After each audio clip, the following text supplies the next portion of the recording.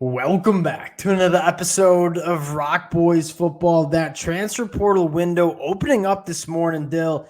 We don't expect Michigan to be extremely aggressive in the transfer portal because, quite frankly, they don't really need to. They already have a very good roster heading into 2024, but we have mentioned a few positions that this Michigan program could benefit from going out and addressing. Want to talk about those position groups, talk about a few names that I'm extremely intrigued by that are in the transfer portal, fired up to get into this one. This is something that we'll be monitoring throughout the next couple of weeks. Before we get into it, and as always, just want to say thank you to you guys. A massive shout out to the Michigan fans.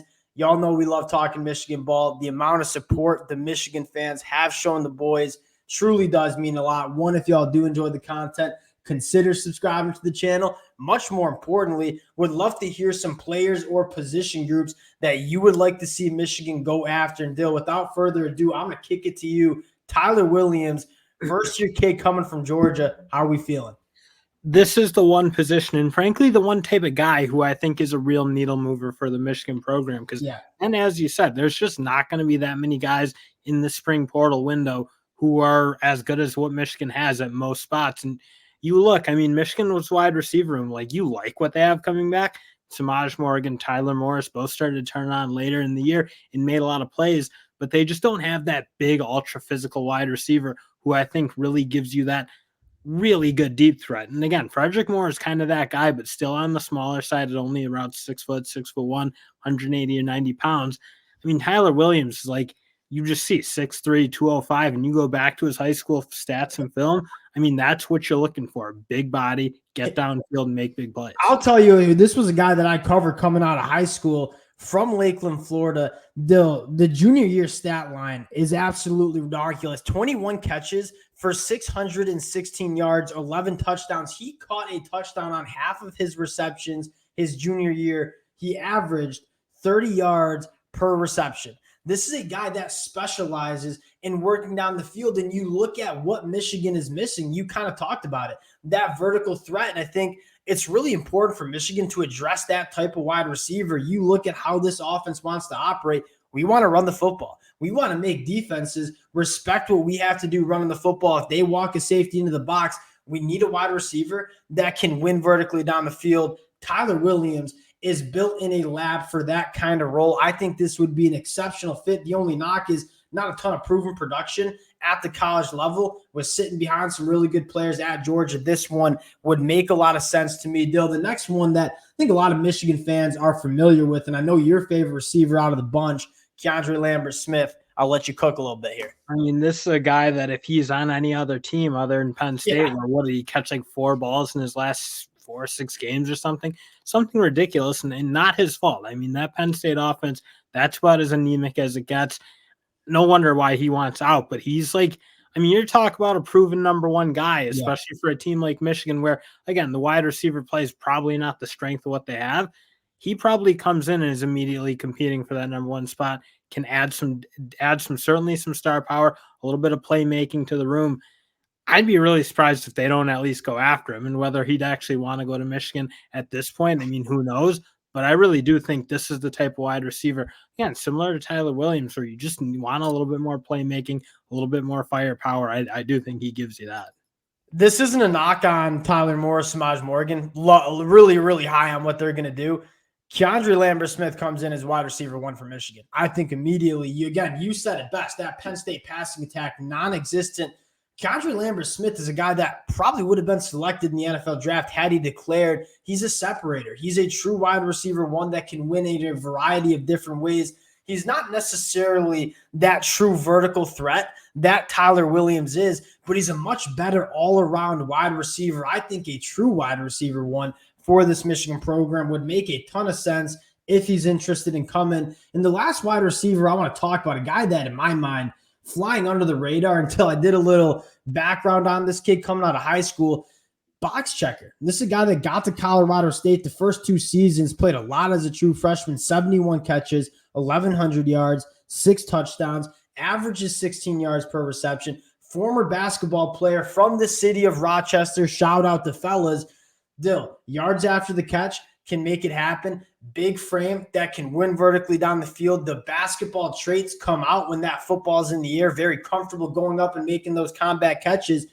Box checker for me, a ton of physical upside. Not sure what the Power 5 programs are doing when this kid was coming out of high school. Really high on this kid coming from Colorado State here. And certainly, I mean, I would think Michigan should be an attractive spot. Obviously, can put him right on the big stage, probably where he wants to be and maybe where he deserves Where to it be. should be. But again, you kind of look like these are the type of guys, and I just don't think you're going to get that many cracks at good wide receivers, like good players in general in the spring. I know that like certain pundits are saying, oh, there's going to be a zillion guys in this spring window. At the end of the day, I think you're going to have what you have. You're going to have a handful of guys. And for Michigan, if they're going to go for people, I'd really like to see them go for a wide receiver of this caliber. Because again, I just think you don't need that many other positions, and I do think that they can make a big impact on Michigan this year, a good wide receiver. And the upside is what you're betting on with Justice Ross Simmons. Like the physical traits that he has extraordinarily high. I'm fired up about this kid. Now, the other position that we have to talk about really quick is that cornerback spot. You saw Michigan do something very similar last year where we go get Josh Wallace late in the spring, bring him into Michigan, part of that national championship winning defense. That was, I mean, a massive pickup, arguably the biggest pickup we had in the transfer portal. Josh Wallace played phenomenal for us. Similar conversation that we're in right now, right? We know we have Nails guy and Will Johnson. On the other side, you have some young talent that you feel good about in Jair Hill and DJ Waller, but nothing proven there. Does Michigan want to go and get a proven cornerback now? I want to put emphasis on proven, right? There are guys like Cormani McLean, Sam McCall out there who really highly touted out of high school, not a ton of proven production at the college level. Yes, I'm interested in those kind of cornerbacks. I'm more interested in proven cornerbacks that have got it done at the Power 5 level. A kid in Diario Davis coming from Arizona now. Not really sure if Michigan can get in this one. He's from the West Coast, considering staying at Arizona. He is, in my mind, the best available cornerback. Really, really long, phenomenal ball skills. This one would make a lot of sense for Michigan to kind of come in and be that cornerback 2 opposite Will Johnson. And frankly, I think it makes sense for like a guy like this who, again, is like looking. I mean, his money where he's going to make it is in the pros. You kind of already see that people know he's going to be that guy. They've already seen enough at Arizona, has all the talent in the world, and you kind of see what Josh Wallace did and what some of the other guys in the Michigan secondary did and how well they developed and how effective they were in the Michigan scheme and how well it set them up for that NFL draft talk. And it is hard to know because it does sound like it is Arizona. Maybe Washington gets back in with Jed Fish going to UW. But, I mean, I got to think a really good corner can look at that room and say, like, well, I can be Josh Wallace with a little bit higher upside. I mean, you can. I think, yeah, that's the thing with Diario Davis. I think the upside is even higher. You take a look, 54 targets, only gave up 23 receptions, a 42% completion percentage when targeted, 15 forced incompletions, only missed 7% of his tackles. Still in the Pac-12, some loaded passing attacks. Diario Davis was largely one of the best cornerbacks. I think he's the best cornerback available. Probably my number one target for Michigan in that cornerback room. Next guy I want to talk about. It would be interesting, frankly, if Michigan doesn't really go after a corner. Like, I didn't know, we didn't necessarily know they would have last year until the spring, and they didn't maybe think Amarian Walker had it. But again, they don't really make a run at one of these corners who are like what we're describing, have already proven it on the field. You kind of know what you're going to get. Probably gives you some good sense that maybe Hill or Waller or one of the younger guys is ready to rock and roll because they'll know way better than us.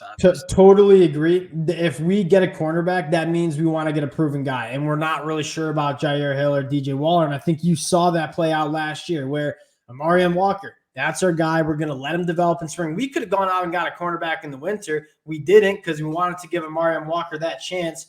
It didn't work out. We pivot late to get Josh Wallace. He comes in, kind of locks down that cornerback too. Very similar Josh Wallace vibe here. Diario Hill coming from Marshall, a ton of experience, a guy that only gave up a 55% completion percentage when targeted. He's got some nice length. I think Miami's going to be in on him as well. This is a very similar kind of player where he's done really well at the group of 5. Can he make the jump to the Power 5 level? Josh Wallace vibes, but Dill, I want to focus on a different cornerback too. In Greedy Vance coming from Florida State. Now, really, really good ball player at the Power 5 level. First at Louisville, then at Florida State. And I think what's interesting about Greedy Vance, versatility. And this is a guy that can be a lockdown nickel corner as well, because we also have a question mark there. And I think we feel good about a guy like Zeke Berry or Jaden McBurrows. Greedy Vance, an elite nickel cornerback for Florida State, kind of got pushed out of that room because that's a loaded secondary room. This is a guy that's played a lot of football. I think would make a lot of sense for Michigan to kick the tires on here. Yep, and sets your floor, and that's kind of what Michigan, I think, is frankly looking for when they go into that corner room. Unless they land Diario Davis, then you kind of like that's a ceiling. You set your floor. I mean, he is like the A1 go after. Again, is that reasonable at this point? Hard to say, but I do think you look at him, you look at Greedy Vance, you look at Diani Hill, it's setting you a floor. And again, that's what we thought with Josh Wallace last year. It worked like a charm. Josh Wallace played awesome. Obviously, the secondary as a whole played really well. You try to do the same thing again, frankly. Again, especially if this cornerback or this defensive staff looks at that cornerback room and says, well, we might be a year out with DJ Waller or Jair Hill. And worth noting about Greedy Vance, I said he could be a great nickel. That's what he played at Florida State. You go back to his time in Louisville, played that boundary spot. So he can truly play both positions. And I think that's another coveted trait in terms of getting your best defensive back room on the field. Having a guy that can do a little bit of everything, that certainly helps. Last name, and though we don't necessarily need a linebacker, right? We grabbed Jayshon Barham. We have Ernest Hausman. We have guys like Jaden Hood and Jimmy Rolder and a really good crop of young linebackers coming in. Elijah Herring hits the transfer portal. His position coach, Brian Jean-Marie at Tennessee, that's who recruited him to Tennessee. That's who's been working with him the last 2 years. Led Tennessee in tackles last year, was a very good linebacker for Tennessee. I think it'd be tough to sell him to come to Michigan because I don't know if he comes in and beats out, certainly not Jayshon Barham, probably not a guy like Ernest Hausman either, but talk about getting that third linebacker. He's probably that guy. He's a guy that's only going into his redshirt sophomore year. And this is a play where you make your linebacker room better in 2024, but also get it ready to be very good in 2025 as well. And you kind of look, I mean, you see the versatility that Barham has in particular. You can probably play three linebackers at times in packages. So I don't think it's unreasonable to think if he comes here, again, is he the starter year one? That's going to be tough to crack because you do really love what you have that top two. But having to go through a long season and frankly, seeing how Michigan rotated linebackers last year, three guys played a lot of football. Hausman played a fair amount, Mike Barrett played a fair amount, and Junior Colson played a fair amount. And on top of that, you bring in his old coach at Tennessee and Brian Luke Marie. Am I getting that name? Brian Marie, yeah. And then one other thing to note, I was just kind of thinking about this, is you look at the different offenses you play. Like you'll play Iowa, you'll play Ohio State one week, probably playing a lot of nickel that week, but then Iowa or Nebraska. Dylan, the Big Ten, you got a lot of diversity. You probably want to have three linebackers that you feel comfortable with, not only because we rotate them a lot, but also to be in those three linebacker sets. I look at Michigan. We played so much nickel last year because one of our best players on the team was Mikey Sandstrom. I wonder if you see more three linebacker sets when you don't have a guy like Mikey Sandstrom. That's probably an interesting conversation to have as well. I just saw Sam Brown enters the transfer portal from Houston. Very, very good wide receiver. Add him to the list of the Michigan conversation. We'll continue to update this conversation as we go along, as more names hit the portal. Appreciate you guys rocking with the fellas. If y'all do enjoy the content, consider subscribing to the channel. Would love to hear from you guys as well. And we'll talk to y'all later.